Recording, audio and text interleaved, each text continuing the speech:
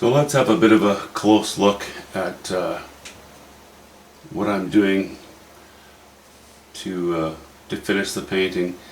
I guess you could call this my step 6, as I refer to it often. I had mentioned that the sky, I think the word I used looked a bit sharded, and that's because to me it seemed like they were these narrow, sharp bits of, you know, almost like swirly glass, kind of flying everywhere. It was kind of disorganized. I wanted to congeal that. I especially did not like high chroma cobalt blue sitting in here.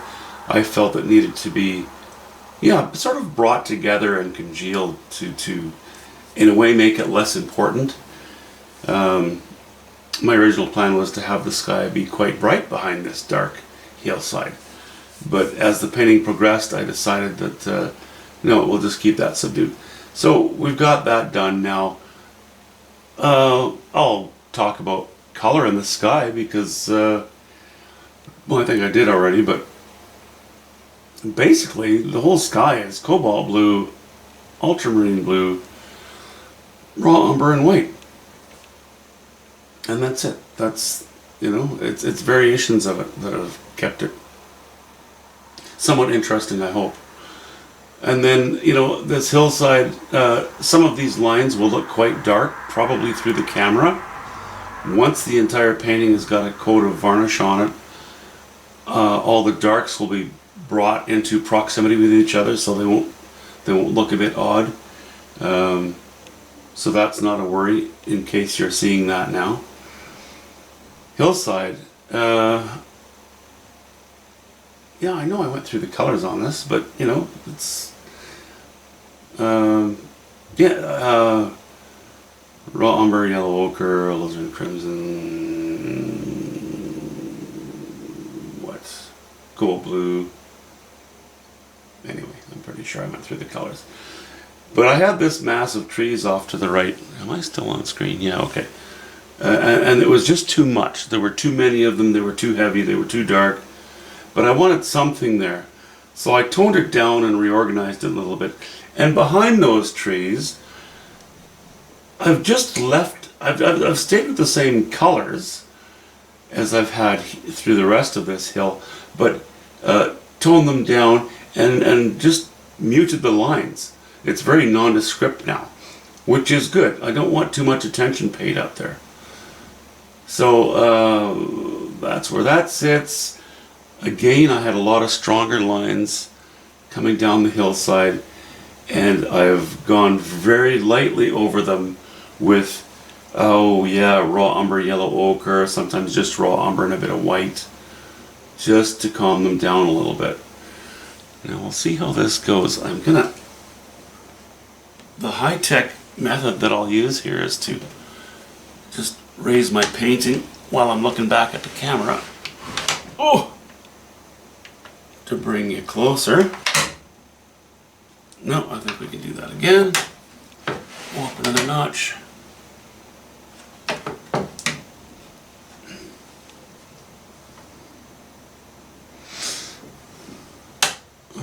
Should I go down one? Yep, okay.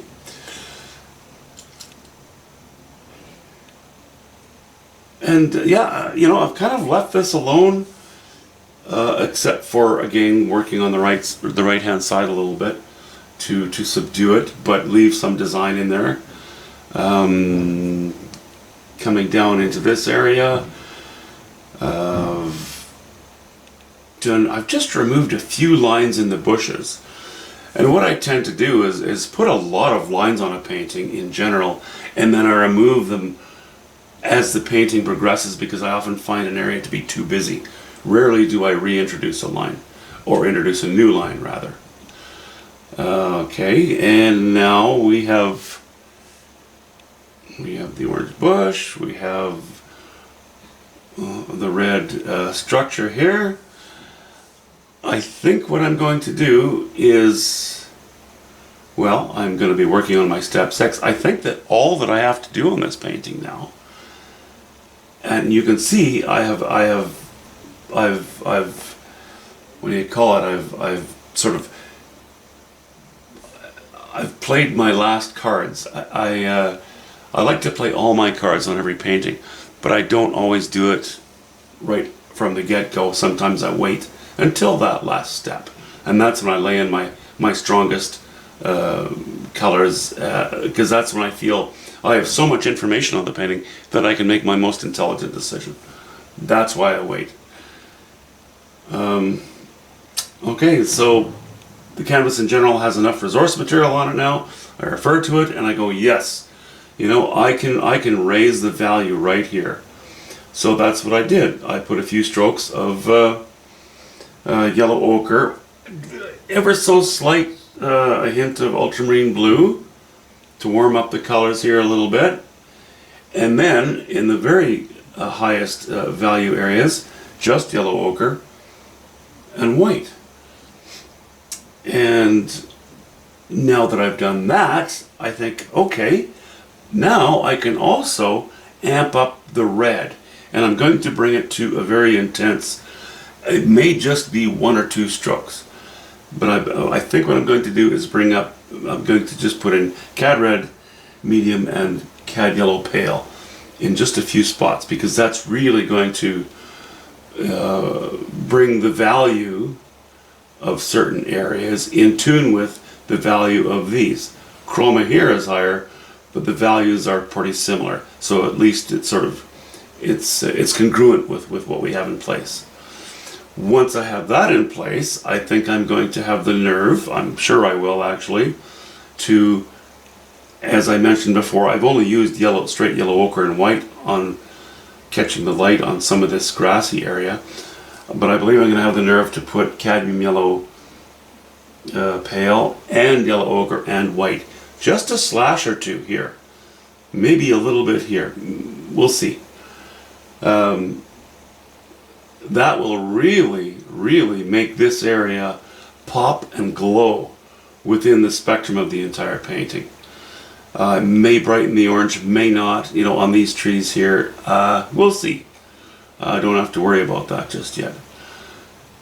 Then the last thing I'm going to do is, of course, put some interest in here.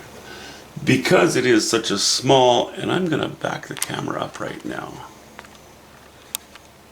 Because it's actually a small and relatively insignificant area, given, you know, within the space that contains it, I'm probably just going to hint at maybe a bench or a board or a slight change in value, maybe a stud on the back wall or 2, or maybe one board at an angle. Something very vaguely suggestive, but very toned down.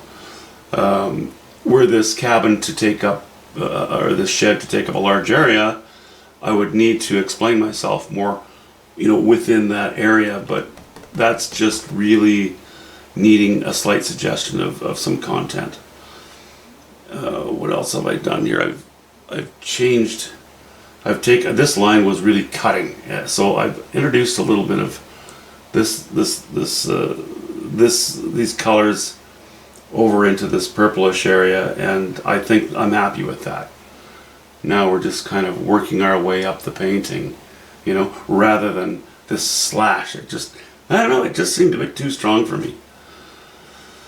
Okay, so I guess ultimately all I have to do is put a couple of strokes in this doorway, and we are going to call it finished, except for a signature. Okay, I forgot to turn on the camera when I was spicing up this red and yellow. Big surprise there. Anyway, I'm sure you can see the difference that has made. Now, I've decided to make this very simple. This doorway.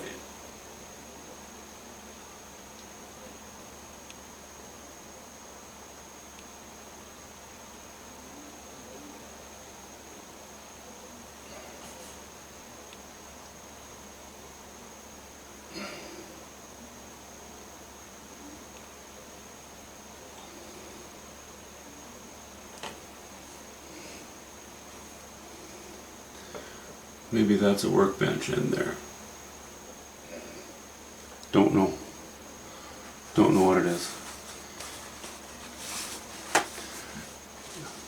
But the rest of it, I think, actually I'll start at the bottom. If you start at the bottom and you run out of paint as you get to the top, that's fine. It fades out, gets darker, because under that roof in there, everything's going to be darker. You know, whatever's closer to the floor, on the back wall even, or the lower parts of the studs in there, they will catch reflected light from the floor. But as they get tucked up underneath the rafters, they get darker.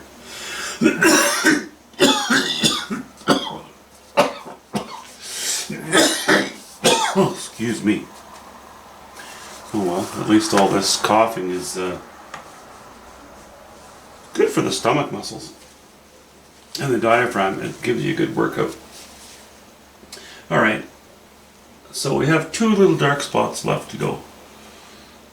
I'm going to mix ultramarine blue. If I were to use just straight ultramarine blue and a little bit of white, it would be a very high chroma. So I've added a bit of burnt sienna to it to tone it down. But as you can see, very little burnt sienna. I want to keep it dark. Let's see, can I do that in one brush stroke? No, maybe not.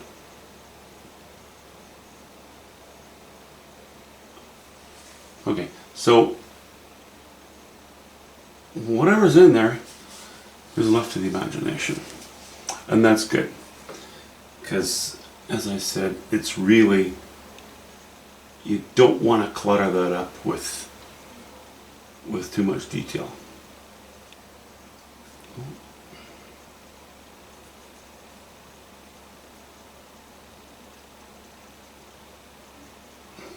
There we go. Okay, now I'm going to take you off of the tripod. Actually, I kind of already did that going through all the colors. So maybe what I'll just do is get off my chair here and I'll move the tripod to a parallel vantage point so that you can get a better idea of what the painting looks like.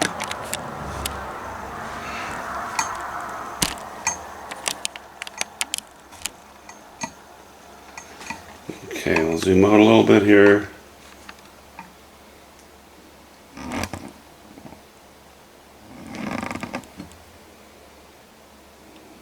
Okay.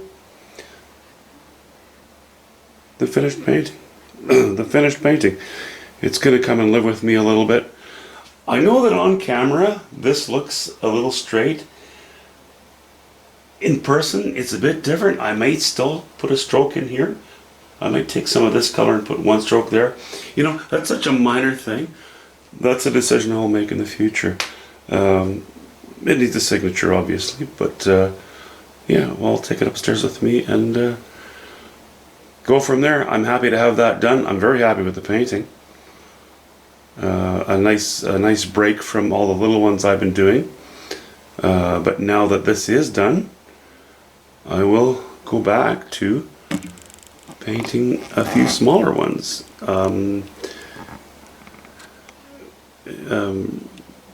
Yeah, for the Christmas season. There we go. I like it.